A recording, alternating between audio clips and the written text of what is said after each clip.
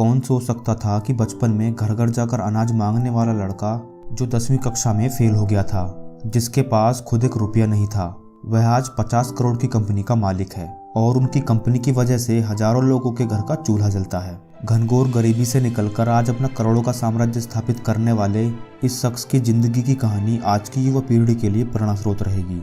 हम बात कर रहे हैं 50 वर्षीय रेणुका राध्या की, जो बेंगलुरु के नज़दीक गोपसांद्रा गांव से ताल्लुक़ रखते हैं। उनके पिताजी राज्य सरकार द्वारा आवंटित एक मंदिर के पुजारी थे। हालांकि इसके लिए उन्हें कोई तयशुदा वित्तीय मदद नहीं मिलती थी।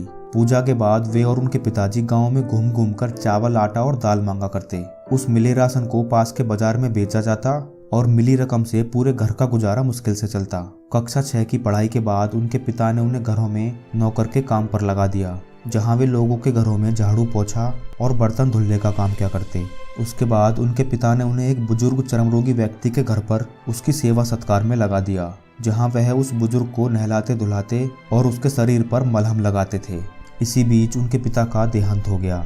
सारी पारिवारिक जिम्मेदारियां अब उन पर ही आ गईं। पढ़ाई लिखाई के लिए समय न मिलने की वजह से वे 10वीं में फेल हो गए। उसके बाद उन्हें पढ़ाई छोड़नी पड़ी और रुपये पैसे कमाने के चक्कर में वे एड लैब्स में स्वीपर भी रहे और अलग अलग जगहों पर मजदूरी भी की। उस समय वे बुरी संगत में फंस गए, जहां रोज शराब पीना और जुआ खेलना उनकी आदत बन गई थी। लेकिन किसी तरह उन्होंने ये सब छोड़कर शादी करने का फैसला किया।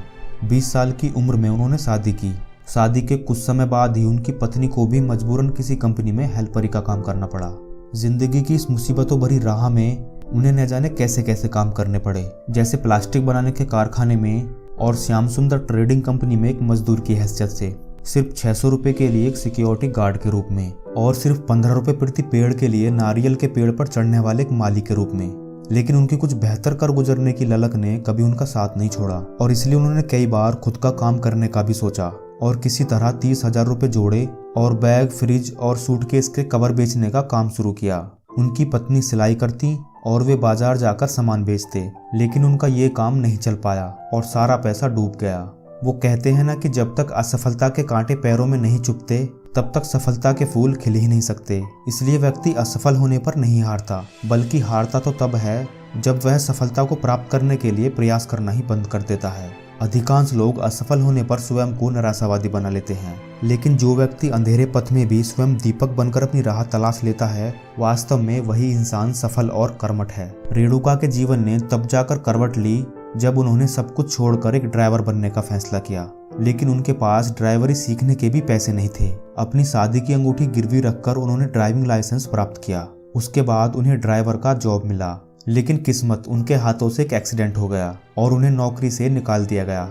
उसके बाद उन्होंने हॉस्पिटल में डेड बॉडी के ट्रांसपोर्टेशन का काम 4 साल तक किया, लेकिन पैसे कम मिलने की वजह से उन्होंने दूसरी कंपनी में काम करने का सोचा, जहां विदेशी पर्यटकों को टूर पर ले जाना होता। विदेशी पर्यटक इन्हें डॉलर में टिप भी देते। रेणुका इन पैसों को जमा करने लगे और इन्हीं जमा पैसों और पत्नी के पीएफ से 2001 में एक पुरानी इंडिका कार खरीदी और फिर उसकी कमाई से 1.5 साल के भीतर ही दूसरी गाड़ी खरीद ली। धीरे धीरे 2006 तक उनके पास 5 गाड़ियां हो चुकी थी और खुद की सिटी सफारी नाम से कंपनी भी शुरू कर ली। लेकिन कुछ बड़ा करने की चाहत अभी पूरी कहाँ हुई थी। कहते हैं ना कि किस्मत भी हिम्मत वालों का ही साथ देती है।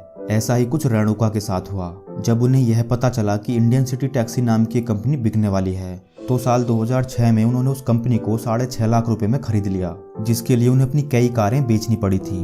उन्होंने अपनी जिंदगी में यह सबसे बड़ा जोखिम उठाया था, जो आज उन्हें कहां से कहां ले आया।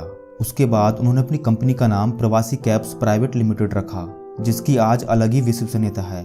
साल 2018 तक उन्होंने अपनी कंपनी को चेन्नई और हैदराबाद जैसी बड़े शहरों तक पहुंचाया, जहां उनकी लगभग 1300 कैब चलती थीं।